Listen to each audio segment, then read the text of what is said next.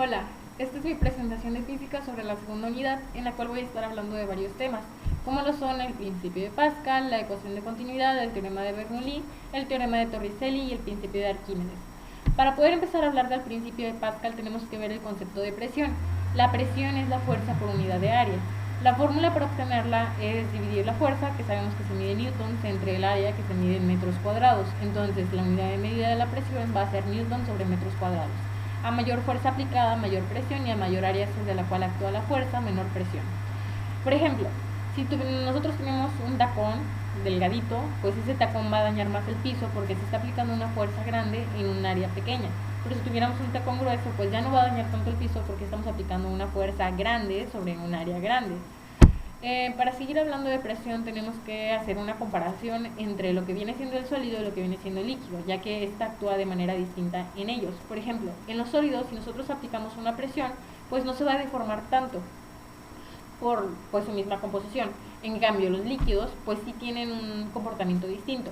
Si tenemos un recipiente cerrado y el líquido pues está bajo una presión, pues ahí se va a quedar, simplemente es incompresible, entonces nada más hasta donde llegue.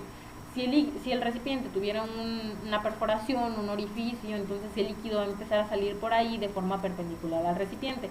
Y si tuviera varias perforaciones u orificios, entonces el líquido va a salir con la misma intensidad por todos los hoyitos. Esto es algo que voy a explicar más adelante. De este lado podemos ver un diagrama donde se muestra cómo la fuerza actúa sobre un área. Entonces, ya que vimos la presión, podemos hablar de la presión hidrostática, la cual es la presión de un fluido al aumentar la profundidad.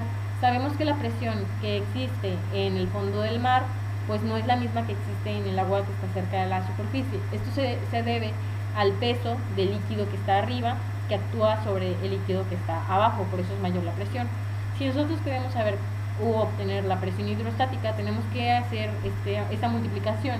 Vamos a ver el producto de la densidad por la constante de gravedad, que es 9.81 metros sobre segundo al cuadrado, por la altura. Ya que vimos esto, podemos pasar a lo siguiente. Si nosotros quisiéramos saber cuál es la presión absoluta, pues la presión absoluta es la suma de la presión manométrica por la presión atmosférica. Y la presión se puede medir con un manómetro.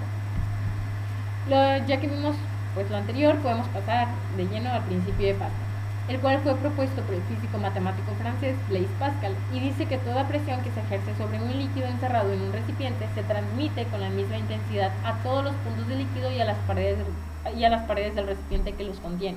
Por ejemplo, en la imagen de la esquina inferior derecha, pues tenemos este recipiente que parece que tiene forma circular y está lleno de líquido.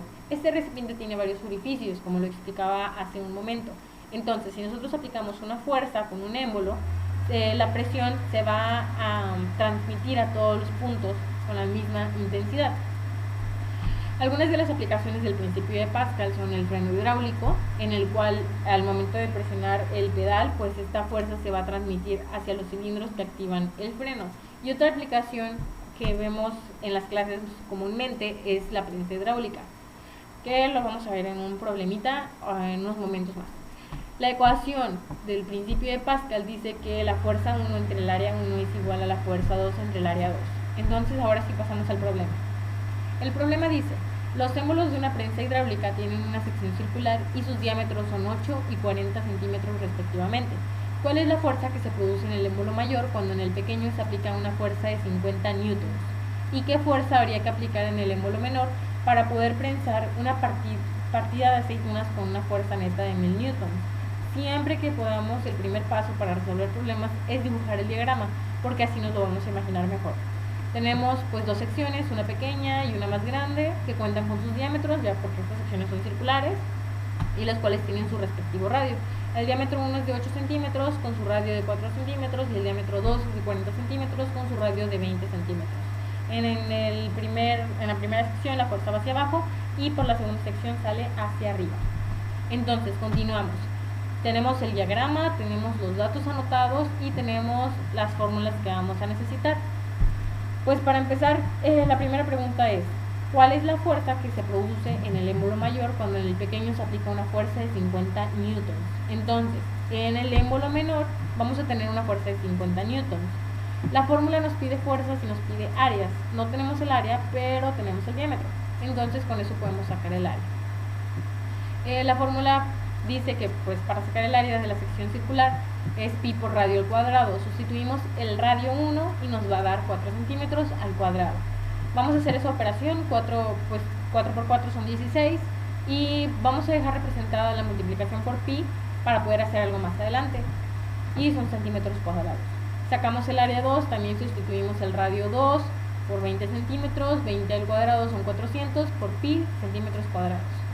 Entonces, ahora sí, vamos a obtener la fuerza 2 que nos está pidiendo la primera pregunta, despejando la fórmula. Aquí debería ser A1. Bien, aquí vamos a enfocarnos en esto. Entonces, la fuerza 1 por área 2 entre área 1. Sustituimos con los datos y pues como pi y centímetros cuadrados están ambos arriba y abajo, los cancelamos, hacemos las operaciones y nos va a dar 1250 newtons. Entonces, ya tenemos la primera respuesta. Vamos con la segunda. Dice, ¿qué fuerza habría que aplicar en el émbolo menor para poder prensar una partida de aceitunas con una fuerza neta de 1000 newtons?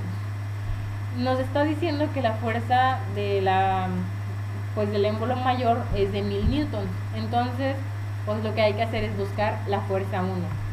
Hacemos lo mismo, despejamos y sustituimos con los datos. La fuerza 2 es de 1000 newtons, multiplicamos por el área 1, que son 16 pi centímetros cuadrados, entre el área 2, que son 400 pi centímetros cuadrados. Pi y centímetros cuadrados están arriba y abajo, por lo tanto los cancelamos, hacemos las operaciones y nos va a dar 40 newtons. Así que ya resolvimos el primer problema de principios de Pascal. De lo siguiente que voy a hablar es de la hidrodinámica. Es la parte de la física que estudia el comportamiento de los fluidos en movimiento y se emplea en canales, presas, diseño de sistemas de riego, barcos, etc.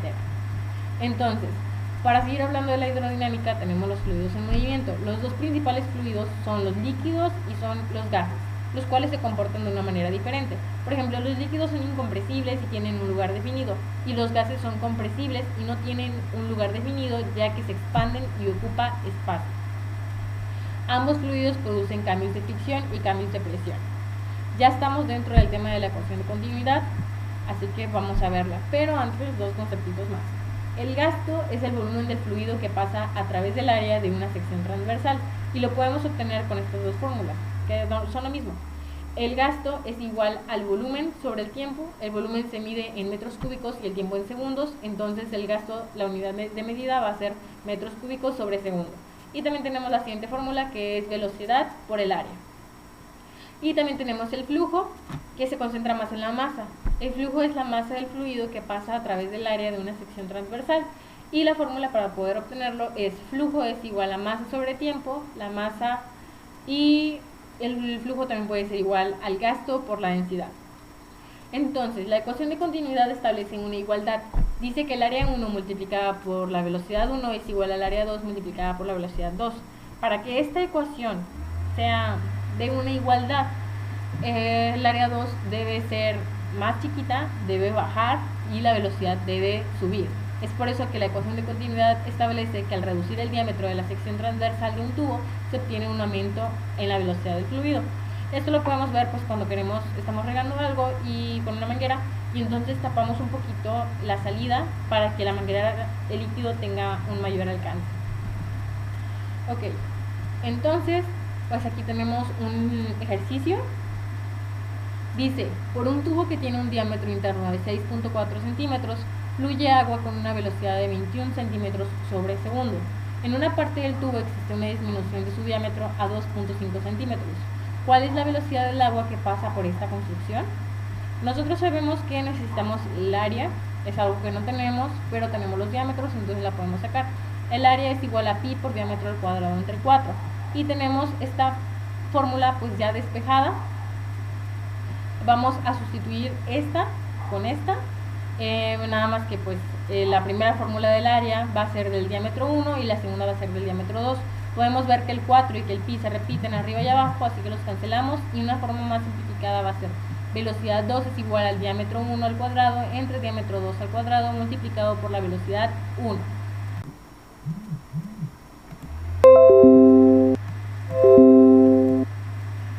Muy bien, continuamos.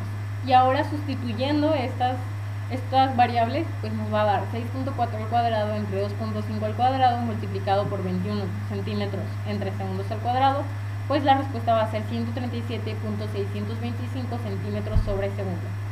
Algunas de las aplicaciones para la ecuación de la continuidad pues sería el análisis de boquillas, de tuberías, de turbinas y de compresores.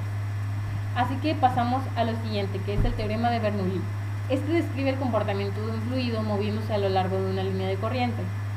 Y dice que en un fluido ideal que circula por un conducto cerrado, la energía que posee el fluido permanece constante a lo largo del recorrido. Otra cosa muy importante que dice es que en la parte del recorrido que hace, que tiene mayor velocidad, la presión va a disminuir.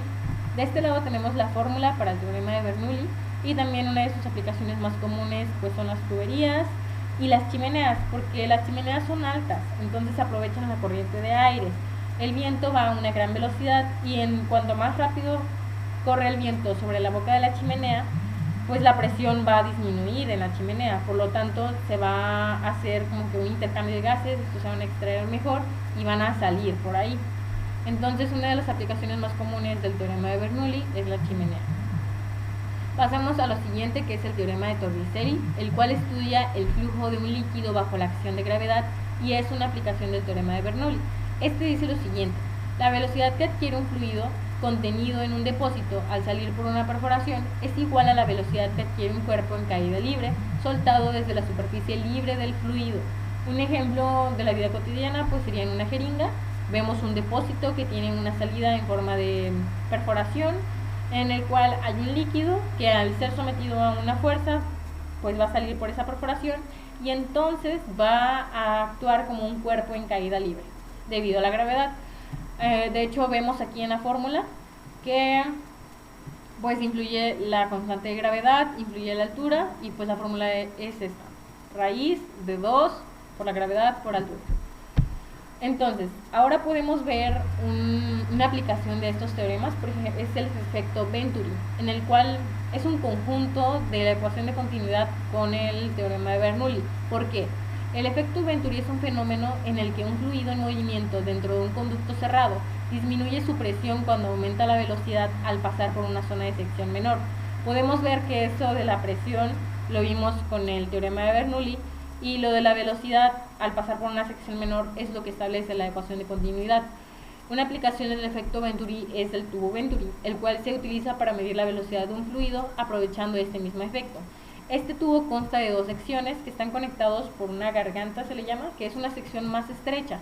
Entonces el líquido pasa por esa sección y entonces aumenta su velocidad y tiene unas ramificaciones de presión aquí y acá por encima, y entonces esas ramificaciones están unidas a un manómetro. Es así como se establece una diferencia y se mide la velocidad, perdón. El siguiente tema es el principio de Arquímedes. Él dice que el empuje que recibe cualquier cuerpo sumergido será igual al volumen sumergido multiplicado por el peso específico del fluido que se trate. Entonces vemos tres ecuaciones. La primera dice que el empuje es igual al peso específico por el volumen. La segunda dice que el peso específico es igual al peso por la gravedad. Y la tercera dice que el empuje es igual a peso por volumen por gravedad. Entonces, ¿qué nos dice él? Dice que todo objeto sumergido parcial o totalmente en un fluido recibe un empuje ascendente igual al peso del fluido desalojado, pero en él también influye la gravedad. Por lo tanto, existen tres casos. Si el peso del cuerpo es igual a la fuerza del empuje, entonces el cuerpo se encuentra en equilibrio dentro del líquido, como en la primera imagen. Si el peso del cuerpo es mayor que la fuerza de empuje, entonces el cuerpo se va a hundir, como en la siguiente imagen. Es como si pusiéramos un vaso de agua y dejáramos caer una piedra. El peso va a ser mayor, entonces va a hundirse. Y tenemos el tercer caso que dice que el peso es menor, si el peso es menor que la fuerza de empuje, entonces el cuerpo va a flotar. Por ejemplo, si estamos en una alberca y tenemos una de esas pelotas que se inflan, pues la pelota flota. Algunas de las aplicaciones del principio de Arquímedes es en el diseño de los submarinos, ya que estos pues se pueden mover libremente, y los flotadores, que actúan como la pelota.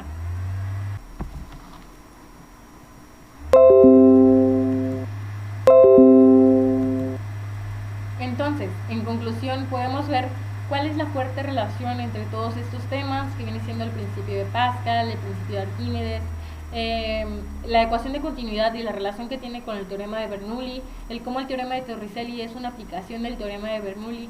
Todos estos podemos observar que se fueron complementando a lo largo de la historia.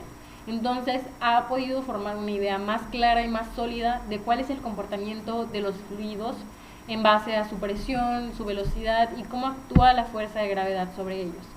Es muy importante conocer todo esto porque hace que tengamos una visión más amplia de lo que hay a nuestro alrededor y que podamos comprender de una mejor manera todos esos fenómenos que ocurren en nuestra vida cotidiana y muchas veces no nos damos cuenta. Sería todo de mi parte, muchas gracias.